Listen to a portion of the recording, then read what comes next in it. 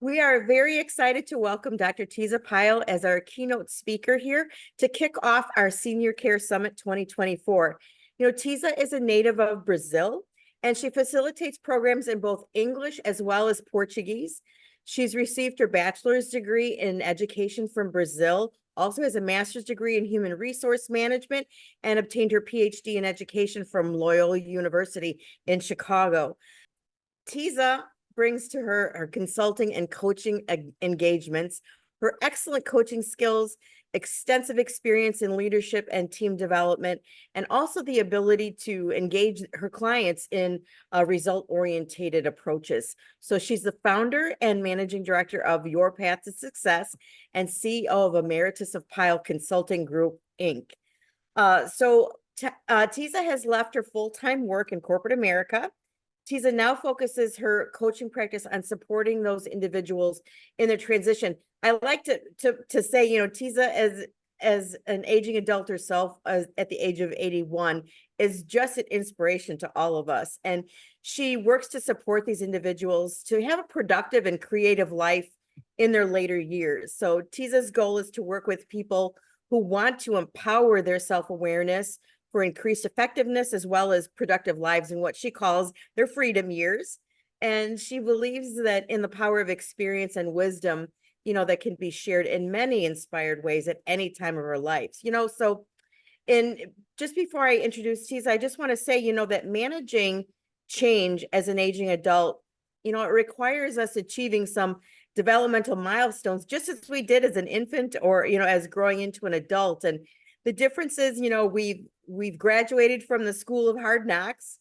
We've suffered loss, disappointments, health challenges, possibly faced financial challenges, and many more life-changing experiences to bring us where we are today. So Tiza's not only overcome a lot of these challenges, but embraces change as an aging adult. So we are so glad that she's here with us to share a message today with our summit viewers. So please welcome Tiza Pyle. We're excited to have you, and the presentation is all yours.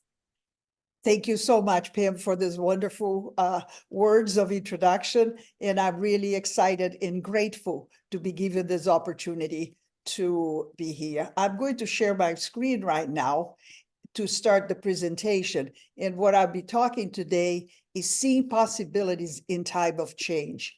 As you mentioned, aging is going to bring a lot of changes. And I like to see, as this stage progresses in our lives, with different levels of readiness for it or even acceptance for it, if we look at possibilities, life can become a lot more fun and productive. And so that's what I'm going to be talking to people about today.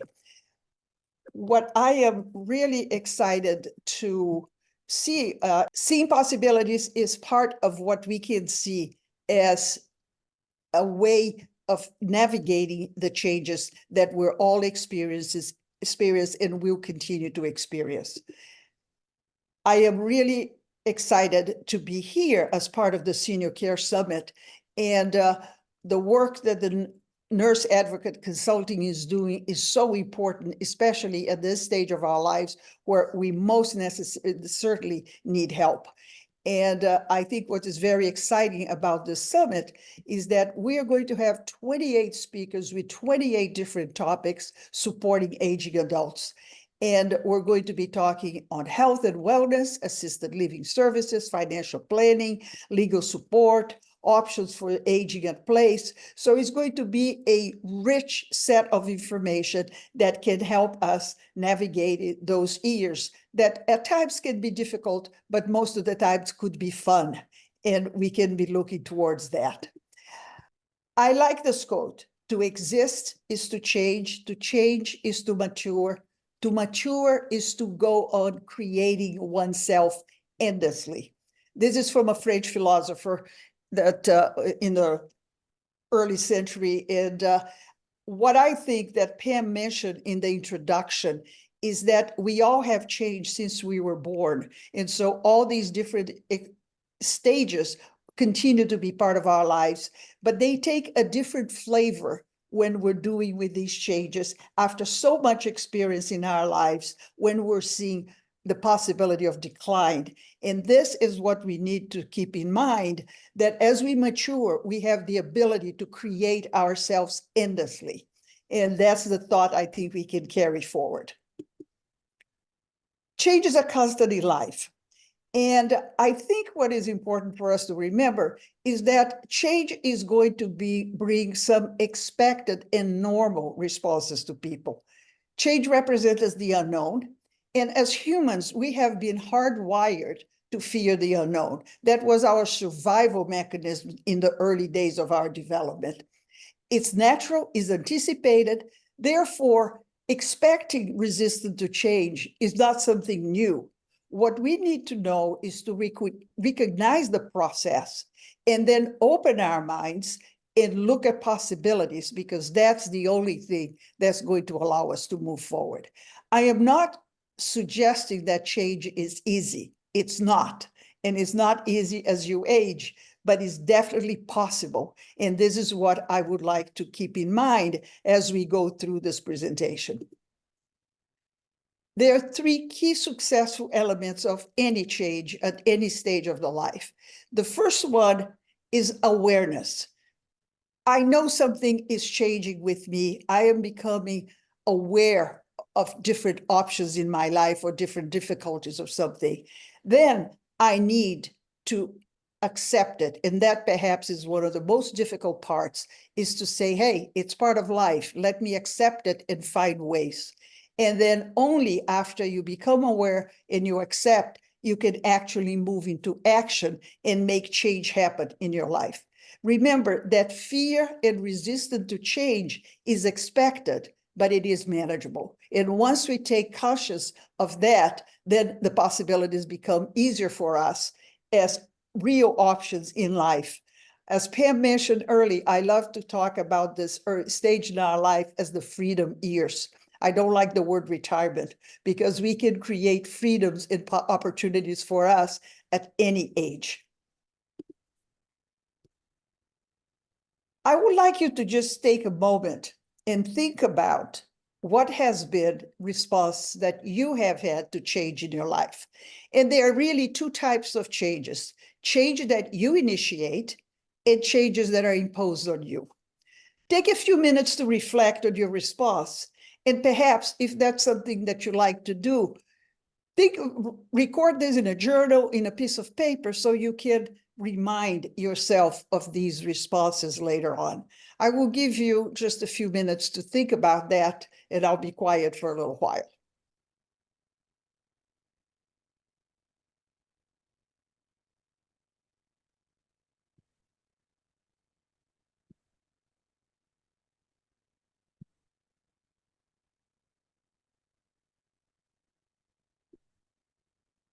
A minute is a long time on a presentation, so I wondered if when you gave some thoughts, how were your response? Most of the time, when you have change imposed on you, you have negative reactions. And sometimes when you initiate the changes, those reactions tend to be more positive. I created a list here for us, and just look at this and see if you recognize any of those. When change happens, there is uncertainty, there's anxiety, fear, loss of identity, loss of social connections, loss of known structures, unclear purpose. I think that happens a lot, especially if we left a work environment and now all of a sudden we have to find different ways to fill our times. Now, the more positive response to change are acceptance, gratitude for what you have and what's possible, openness to opportunity. You are free from others' demand. Remember when you were at work and everything you had to do because somebody else wanted it? You have freedom to choose, and you have an opportunity to pursue new interests. And that is where I believe the freedom years can become so exciting, because I have always wanted to draw, and now I could take a class in drawing and bring some of that creativity in me. And there's so many other opportunities that if we're open to it, that they become possible in our lives. So I hope you can accept the fact that negative reactions are going to happen. Just acknowledge them, but move on. And if you can transform these into more positive response to change. It's interesting to think that even when the change is positive, it can cause a reaction on you. So look for opportunities and look for possibilities. One of the things that's important to think about is that there is a difference between change and transitions. And change is something that happens to us, is external, is observable. But transitions is the quiet individual response to external changes. For instance, to give an example, you had to move out of your house. Everybody saw that you moved and your home is probably lovely and everything. Everybody can observe that something changed in your life. But the transition is how you're responding to that. You could be responding with grief. You could be responding with excitement. There's a past that has ended for you. You are uncertain about what's happening in the future. So there's a lot of feelings that can happen within yourself when an external change. And part of what we're going to be talking today in the rest of this presentation is to talk about transitions and how can we best deal with this in order to be successful moving forward. This is the normal interpretation of change. You have a current state, something needs to change, there's something in between, and then you have a desired state. When you're talking about people change, something ends for you, and there's a new beginning that you don't know. And the in-between space is the difficult time, but at the same place where the possibilities live. So something ends, you don't know what's going on. So use this marvelous time, difficult as it may be, to see opportunities, make plans, and move forward. Dr. William Bridges, in a book that he wrote in 1979, was very instrumental in my work on changes, was called Transitions, Making Sense of Life's Change. And that's when he defined this process. And he calls the psychological process that takes place at the individual level when external changes are present. And these are real, and they're going to exist at all levels. He gives a marvelous example that, for instance, even when you are expecting your first child, which is an absolute happiness, there's major changes that are going to happen. And then if we look at the model of the transitions, something is going to end. And at that point, what's in the example of the birth of a child, being a couple is going to end. Having the peacefulness is going to end. The new beginnings, you have no clue what you're going to do with this little human being that has arrived into your home.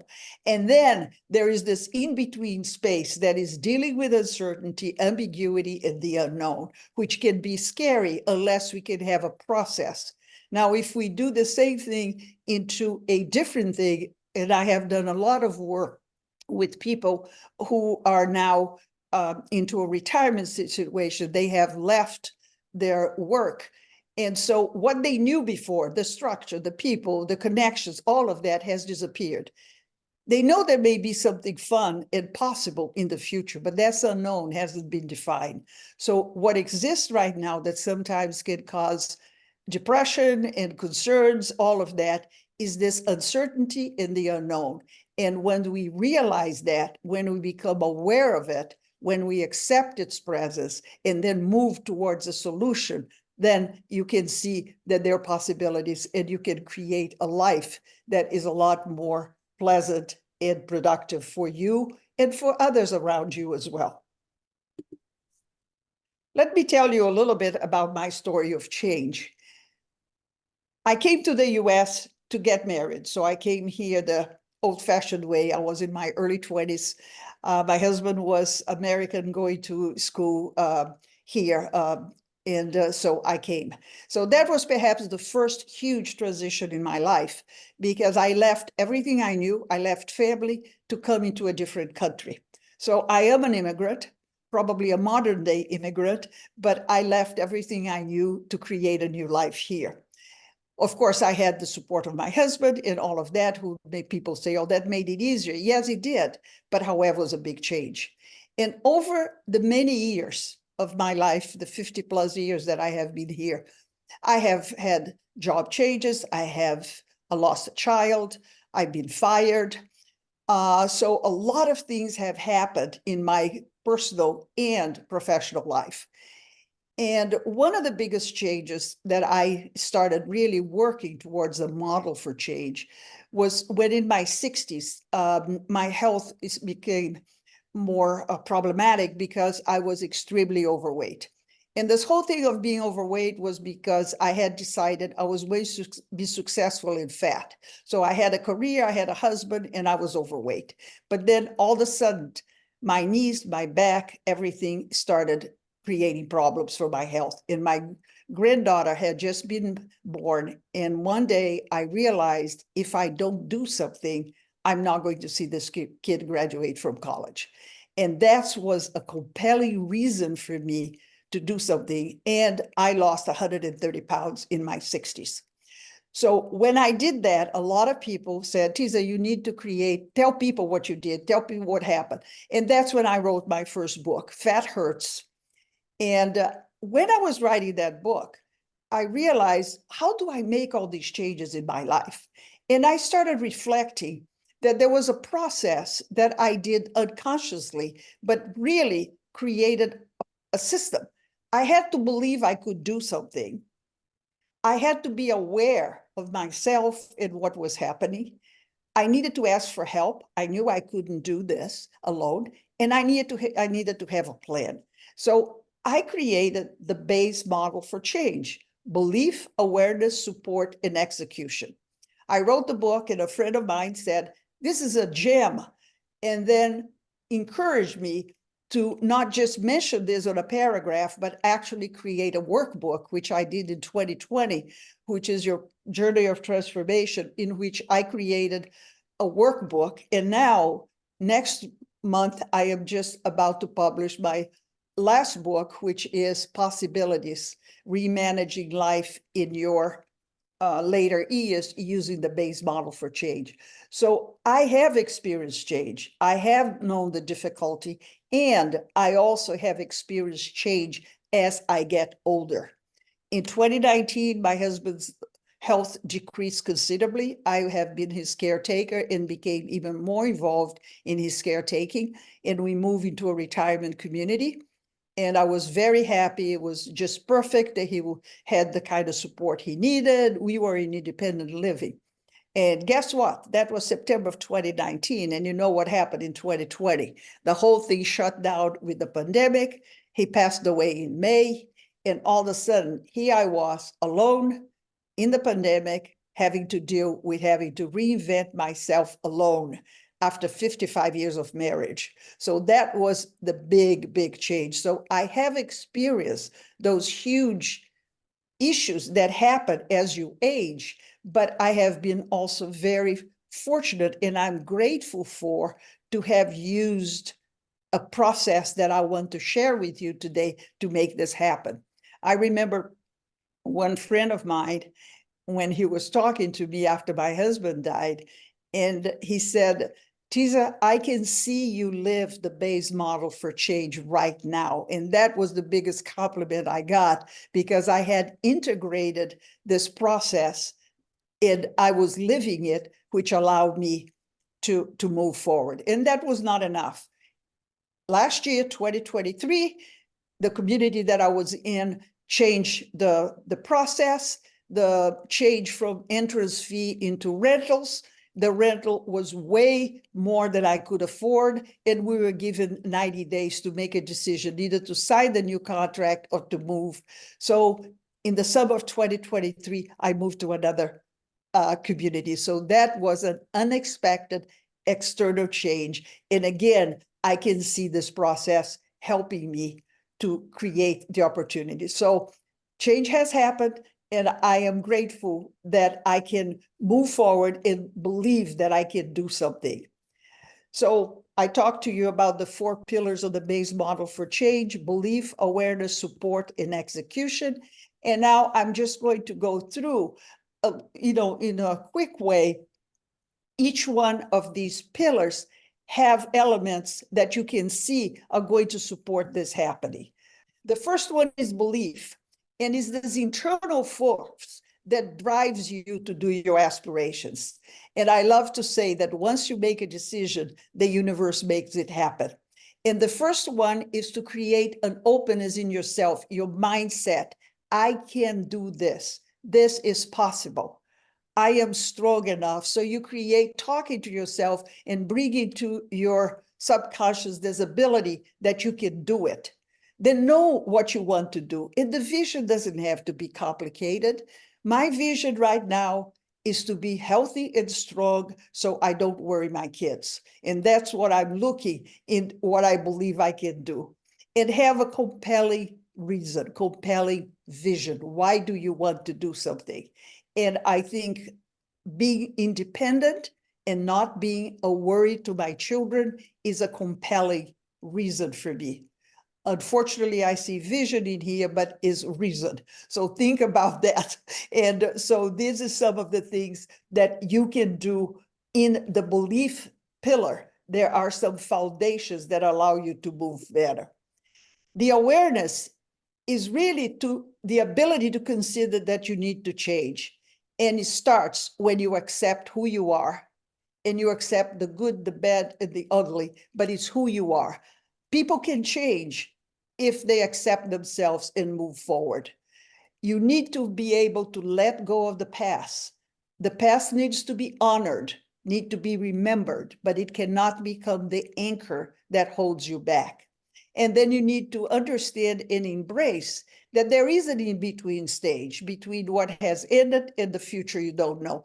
It's confusing, it's not fun, but you have resources to make that a productive time in which you can see possibilities. The in-between stage is probably the most creative time in any change process. Asking for help is not a weakness, it's an important element of change. It takes practice and courage to learn to include others in your lives. And in doing the research for this last book, I interview a lot of people and also did a lot of self-reflection to realize how difficult it is for us getting older to accept help. And I realized that part of it is that because when somebody offers help, I think there's a little voice in our heads that says, they think I can do this. They think I'm weak. They think I'm old. What are they thinking? Instead of accepting this by saying, they want to give me a gift. They are honoring me. They are, you give so much to people. And so I think there needs to be a balance between what you give and what you receive. And if you always say no to help, then we complain the younger generation doesn't help us. Hey, we trained them. We said no repeatedly. So why are they going to offer? And I think that is an important element.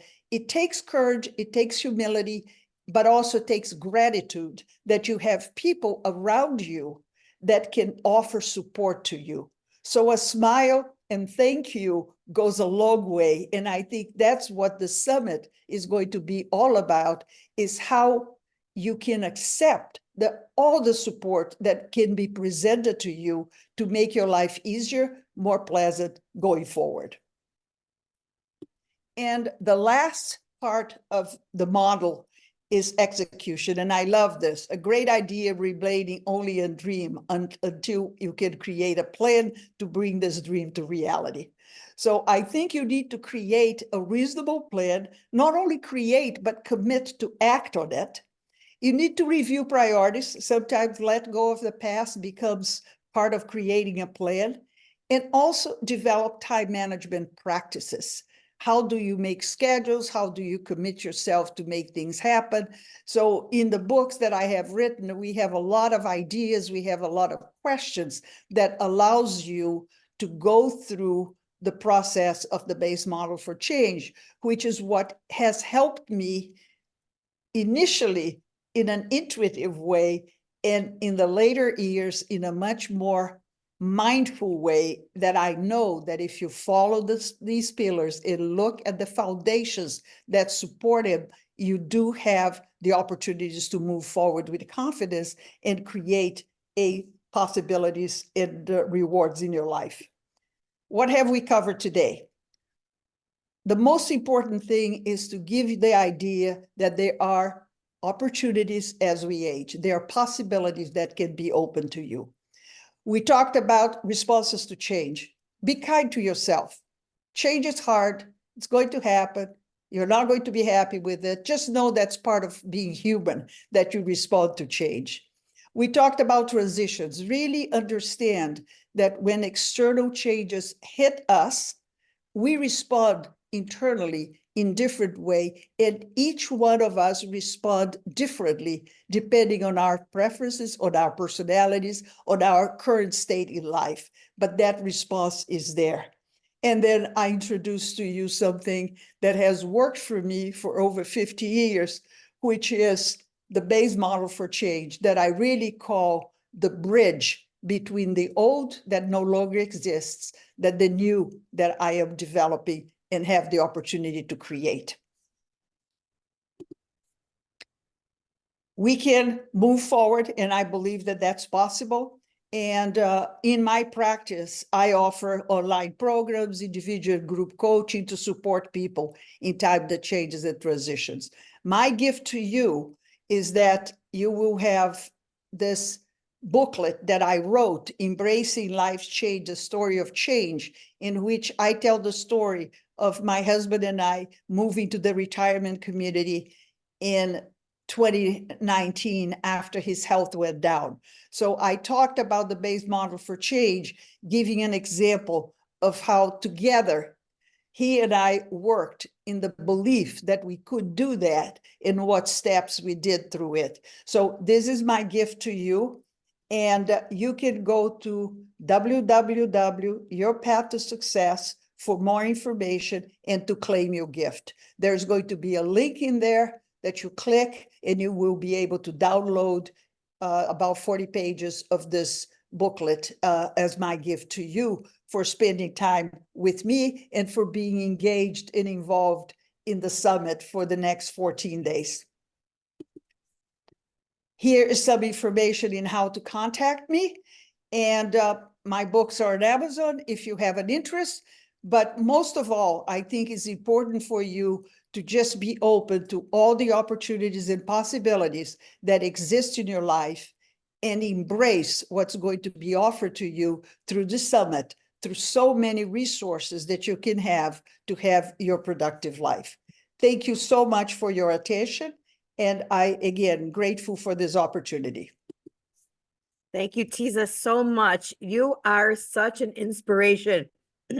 I enjoyed every moment of that. And, you know, as in my mid 60s, you know, that was very inspirational for me as well. And I just feel that our viewers, our summit attendees, I think are going to be very blessed and should be very grateful for the opportunity to hear all of your words of wisdom. You've not only, you know, it's one thing to write about them and teach them, but it's another thing to live them and actually demonstrate, you know, what you're sharing. So I so appreciate that.